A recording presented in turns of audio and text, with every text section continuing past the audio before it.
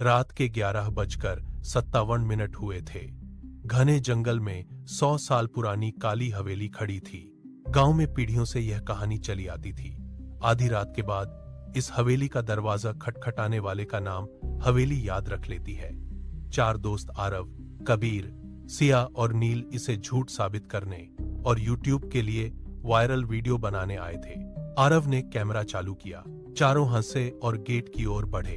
जैसे ही पहुंचे, हवा एकदम शांत हो गई। सारा जंगल का शोर गायब हो गया। नील का मोबाइल नेटवर्क चला गया। बैटरी अचानक 12% रह गई। उसी पल हवेली का दरवाजा बिना किसी के छुए धीरे धीरे खुलने लगा। सिया ने वापस जाने को कहा, लेकिन आरव माना नहीं। चारों अंदर घुसे। दरवाजा पीछे जोर से बंद हो गया। ऊपर से ठक ठक की आवाज आने लगी। सीढ़ियां पूरी खाली थीं। कैमरे पर परछाइयां दिखीं, 4 नहीं 5। 5वीं परछाई उनके बीच में खड़ी थी और धीरे धीरे कैमरे काली हवेली में घूम रहे चारों दोस्तों ने अपने कैमरे की स्क्रीन दोबारा देखी तो उनकी सांसें एक पल के लिए रुक गईं। रिकॉर्डिंग में चारों के पीछे एक 5वीं परछाई बिल्कुल स्थिर खड़ी थी। आरव ने तुरंत पीछे मुड़कर देखा, वहां कोई नहीं था। ऊपर की मंजिल से धीमी हंसी की आवाज आई। चारों ने ऊपर जाने का फैसला किया। सीढ़ी पर कदम रखते ही पूरी हवेली चरमराने लगी। कैमरा अपने आप चालू हो गया। स्क्रीन पर एक सफेद आकृति उनके पीछे चढ़ रही थी। असल में सामने कुछ नहीं दिख रहा था। ऊपर गलियारे के आखिर में दरवाजा अपने आप खुला। कमरे के बीच खाली कुर्सी अपने आप झूल रही थी। रात 12 बजे घड़ी ने 12 बार घंटी बजाई।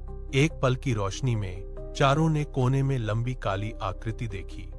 जमीन पर धूल में नए पैरों के निशान उनकी तरफ बढ़ रहे थे। फुसफुसाहट गूंजी, तुम बहुत देर से आए हो।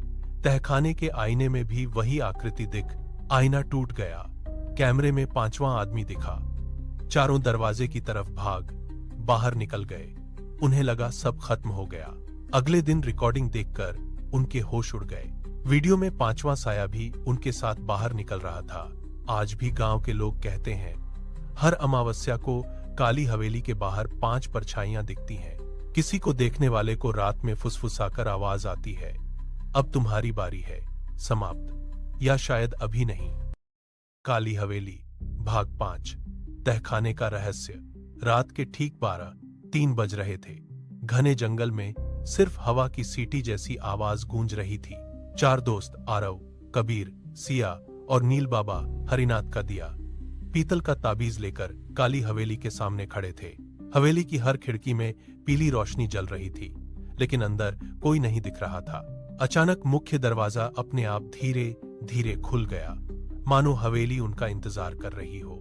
आरव ने कैमरा चालू किया और कहा, अगर यह हमारी आखिरी रिकॉर्डिंग हो तो जो भी इसे देखे कभी इस हवेली में मत आना। चारों अंदर कदम रखते ही दरवाजा अपने आप बंद हो गया।